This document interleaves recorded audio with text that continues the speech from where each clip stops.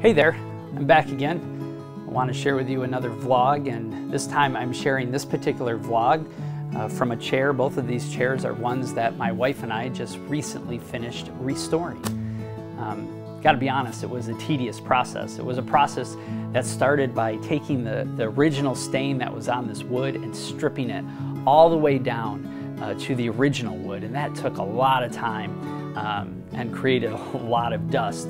After that, we had to rip off all the upholstery that was on the chairs, remove all the tiny little staples that were in there, and get that all ready. And then after that, we began to put several coats of some special stain on the wood. And then following that, we coated that with some polyurethane. And then finally, we finished it off by reupholstering each of these chairs, which again was a very tedious process. But in the end, I think these chairs turned out really, really nice, and they're a great addition to my wife's office. She loves them, and I'm thankful for that. It seems like restoration is really a popular concept right now. If you watch the television shows that are out there about flipping houses and restoring old homes, it has brought this concept of restoration to the forefront of many people's minds, and everybody likes to restore things now, taking old and trying to make them nice again. In fact, if you were to look up the word restoration, which I did, you would find a couple of definitions.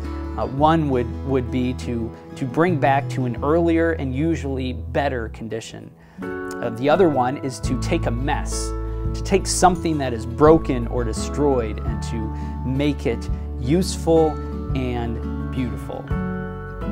In this particular vlog, what I want to talk about over the next couple minutes is the amazing restoring work of God in each and every one of our lives. The fact of the matter is that we all have needed and will need restoration in our lives. Maybe it's a personal restoration as a result of some sinful choices we have made in our lives, and we need to be restored from that. Maybe it's restoration of some broken relationships in our lives, and from time to time we all have those. Maybe it's restoration of some of our emotions like hope and joy, which we have lost for one reason or another, and so we need to have those restored in our lives. Thankfully, God is a God of restoration.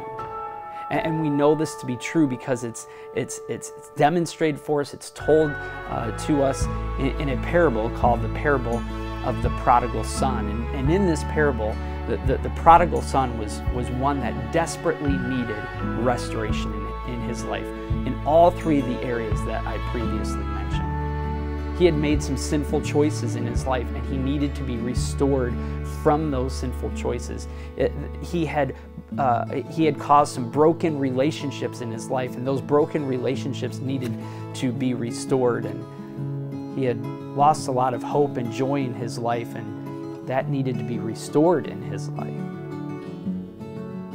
But as you study the parable, one of the things that you will see in the parable is that before that restoration could take place, the prodigal son had to do three important things. Number one, he had to recognize his need of restoration. He had to come to the place in his life where he realized he needed to be restored. Number two, he had to recognize where it was that he went wrong, or the things that he did that led to the need for restoration in his life.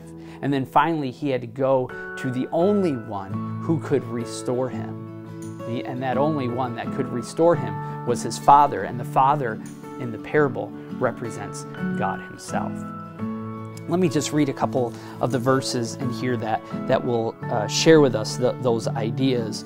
Verse 17 of Luke 15 says, "But when he, the prodigal son, came to himself, he said, 'How many of my father's hired servants have more than enough bread, but I perish here with hunger?'" He recognizes his need for restoration there. In verse 18, "I will arise and go to my father, and I will say to him, 'Father, I have sinned against heaven and before you.'" There he is recognizing his fault, his part in that he played, that would lead to him needing restoration in his life, and he admitted that.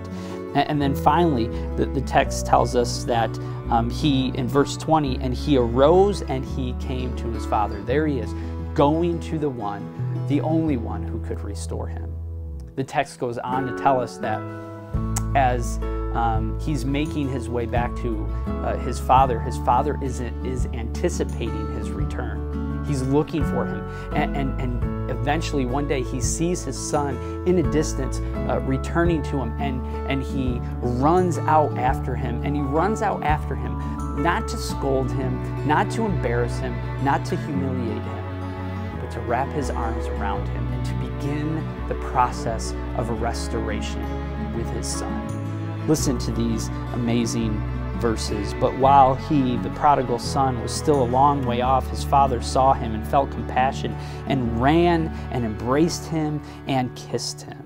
And the father said to his servants, "Bring quickly the best robe and put it on him, and put a ring on his hand and shoes on his feet, and bring the fatted calf and kill it, and let us eat and celebrate. For this my son was dead and is alive again. He was lost and is found." And they began to celebrate. There's the restoration brought about by the Father for his Son. At one point in all of our lives, in the past or in the future, we will need to be restored in one way or another.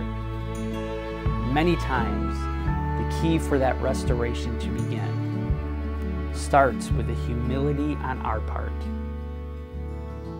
to take the steps of, one, recognizing our need for restoration, two, recognizing the part we played that led to the need for restoration in our life, and then three, humbly returning to the one who can do the restoring, the God of restoration, and allow him to restore, to bring back to that which, according to the definition, he can take a mess, something that's broken, something that's destroyed, and he can make it useful and beautiful again. I hope this has been encouraging to you, and once again, thanks for listening.